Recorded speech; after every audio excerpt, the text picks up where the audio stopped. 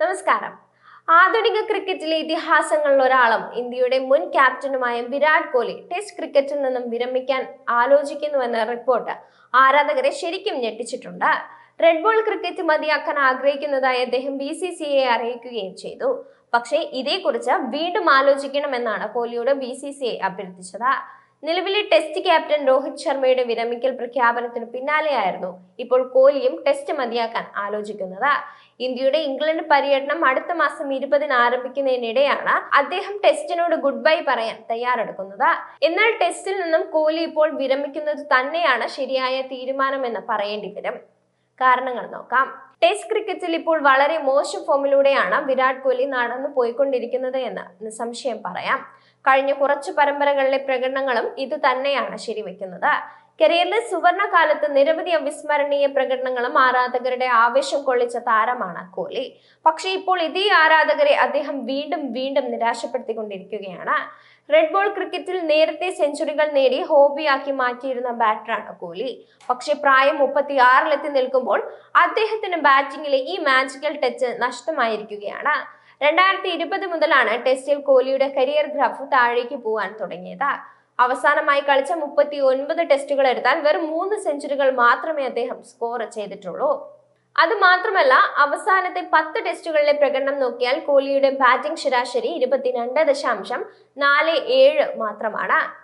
New Zealand, Australia എന്നിവരുമായി നാട്ടിലും പുറത്തും കളിച്ച അവസാനത്തെ 2 പരമ്പരകളിലും ചെറിയ സ്കോറുകൾക്ക് അദ്ദേഹം തുടരെ പുറത്തായിക്കൊണ്ടിരിക്കുകയാണ്. 2020 മുതൽ 24 വരെ എടുത്താൽ 5 സീസണിനിടെ കോഹ്ലിയുടെ ബാറ്റിംഗ് ശരാശരി 30-ന് മുകളിൽ പോയത് ഒരിക്കൽ മാത്രമാണ്.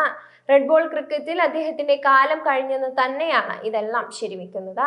കഴിഞ്ഞ ICC ലോക ടെസ്റ്റ് ചാമ്പ്യൻഷിപ്പിന്റെ ഫൈനലിൽ എത്താനാവാതെ ഇന്ത്യ പുറത്തായിരുന്നു.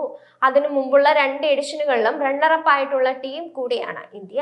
ഇംഗ്ലണ്ടുമായുള്ള അടുത്ത ടെസ്റ്റ് പരമ്പരയോടെ 2025-27 അടുത്ത WTC സൈക്കിളിന് തുടക്കമാവുകയാണ്.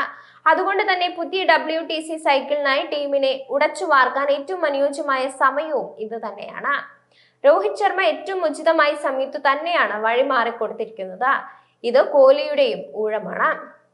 പുതിയ ലുക്കിലുള്ള അടുത്ത ടെസ്റ്റ് ടീമിനെ വാർത്തെടുക്കുന്നതിനായി അദ്ദേഹം ഒഴിഞ്ഞുകൊടുത്തേ തീരൂ. വിരാട് കോഹ്ലിയുടെ സമീപകാലത്തെ ടെസ്റ്റിലെ പുറത്താവലുകൾ എടുത്താൽ എല്ലാത്തിലും ഏറെക്കുറെ ഒരേ രീതിയിലാണ് അദ്ദേഹം ഔട്ടായിട്ടുള്ളതെന്നും കാണാനാകും. കരിയറിൽ നേരത്തെ ചില വീക്ക്നെസ്സുകൾ വേട്ടയാടിയപ്പോൾ അവയെ അതിജീവിച്ച് മികച്ച തിരിച്ചുവരവുകൾ കോഹ്ലി നടത്തിയിട്ടുണ്ട്. അതുകൊണ്ട് അധികകാലം ഒരു വീക്ക്നെസ്സും അദ്ദേഹത്തിന് പ്രശ്നങ്ങളും സൃഷ്ടിച്ചിരുന്നില്ല. പക്ഷേ ഇപ്പോൾ ഈ ഒരു വീക്ക്നെസ്സിനെ എത്ര ശ്രമിച്ചിട്ടും കോഹ്ലിക്ക് മറികടക്കാൻ സാധിക്കുന്നില്ലെന്ന് കാണാനാകും. ഓഫ് സ്റ്റംപിന് ഏറെ പുറത്തുകൂടി പോകുന്ന ബോളുകളിൽ എഡ്ജായി വിക്കറ്റ് സമ്മാനിക്കുന്നത് അദ്ദേഹം ഇപ്പോൾ ഒരു ഹോബിയായി മാറ്റിയിട്ടുണ്ട്. ഈ ബോളുകളിൽ ഷോട്ട് കളിക്കാതെ വെറുതെ വിട്ടാൽ തീരാവുന്നതാണ് പ്രശ്നം. പക്ഷേ കോഹ്ലിക്ക് ഇത് സാധിക്കുന്നില്ല. ഓസ്ട്രേലിയയുമായുള്ള കഴിഞ്ഞ ബോർഡർ ഗവാസ്കർ ട്രോഫി ടെസ്റ്റ് പരമ്പരയിലെ 9 ഇന്നിംഗ്സുകളിൽ 8-ലും ഒരേ രീതിയിലാണ് അദ്ദേഹം പുറത്തായത്. ഇംഗ്ലണ്ടുമായി വരാനിരിക്കുന്ന പരമ്പരയിൽ കളിച്ചാലും ഇതേ കെണിയൊരുക്കി കോഹ്ലിയെ പൂട്ടുമെന്നുറപ്പാണ്. ഫോമില്ലായ്മയും പ്രായവും ഈ വീക്ക്നെസ്സും എല്ലാം പരിഗണിക്കുമ്പോൾ വിരമിക്കൽ തന്നെയായിരിക്കും കോഹ്ലിക്ക് ഏറ്റവും ബെസ്റ്റ്.